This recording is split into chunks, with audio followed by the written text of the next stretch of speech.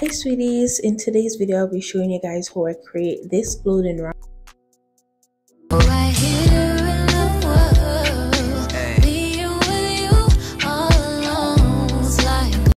So with no further ado, let's get started. So I use the Aris 2-time spray in the color black. We're going to need 4 end caps, so I'm just showing you the front and the back. We're going to also need 2 3/4 inch elbows,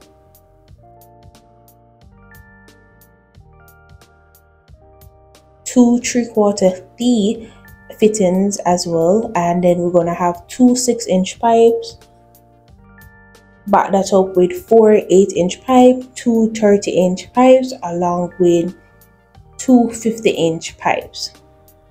So let's get started. So I went ahead and spray them in black. I wanted a gold theme, but I didn't have any gold spray, so I went in with black.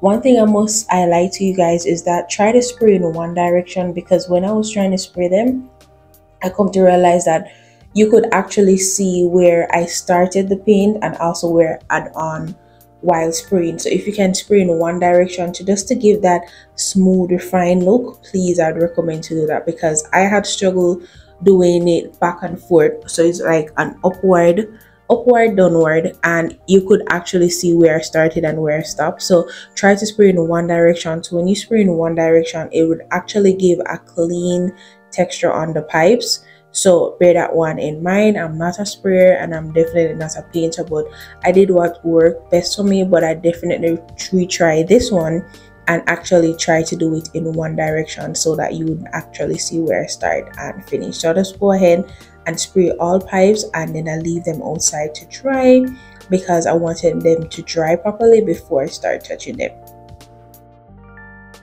So now that they're actually dry, they're perfectly fine. But if you look closer in the video, you would actually see where I'm talking, where you could actually see the start and finish. But never mind, that's okay. The aim is to actually get it done, which you would see later down in the video. So these are how they're looking after they're pretty much dried up.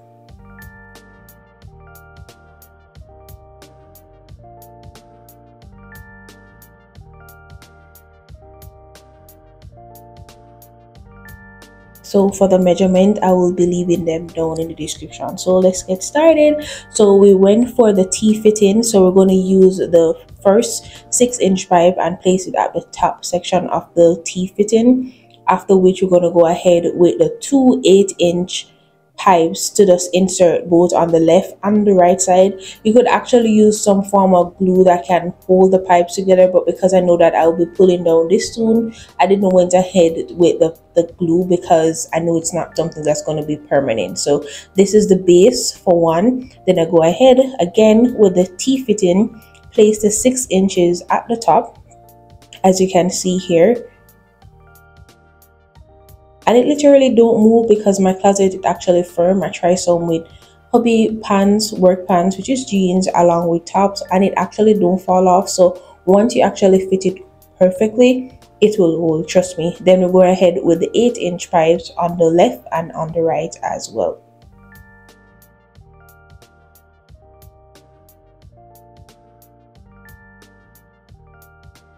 So pretty much this actually gives you the look for the base foot of the clothing rack. So that is how it's going to look, or that's going to hold up the clothing rack. So I'm going to go ahead now with the 2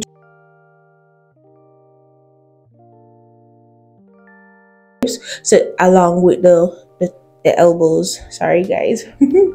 So I pretty much put the elbow on top of the 32-inch pipes, and I do that for both sides. So this now, what I'm actually creating is the standpoint, which is on the left and on the right. So when I combine these, then you're going to actually see how we put it together.